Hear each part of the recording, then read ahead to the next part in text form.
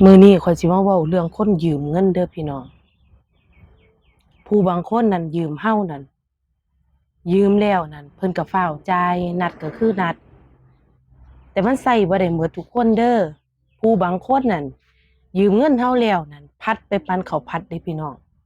พัดมื้อนั้นบ่ฮอดมื้อนั้นก็พัดมื้อพุ่นพัดมื้อไป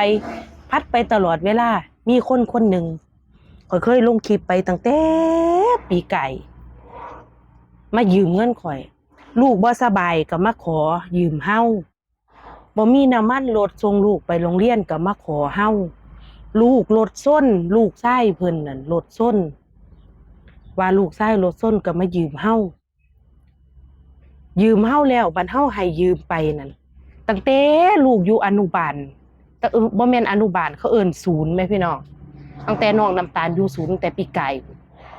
ยืมเฮาฮอดคุมื้อนี่ขี่รถไกหน้าบ้านเฮาคุมื้อแต่ว่าบ่คิดสิเอาเงินมาคืนเฮาแหมเจ้าคิดเบิ่งแหมนี่ล่ะมันสอนให้ฮู้ว่าใจคนนี่โอ้ยอย่าให้คนอื่นยืมได้เป็นเด็ดขาดเด้อยืมแล้วบ่มีคืนยืมแล้วก็บ่มีอาย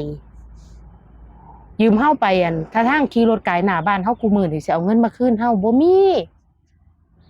ยืมข่อยไปเป็นปีนี่สิ้นปีนี่ได้2ปีแล้วพี่น้องบ่เอามาคืนข่อยจักเทื่อเลยขอซื่อๆก็ขอยืมก็ยืม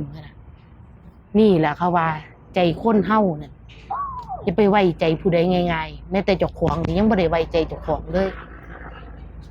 จื้อไว้พี่น้องคนจังซี่มีอีหลียืมเงินข้ามปีข้ามชาตินี่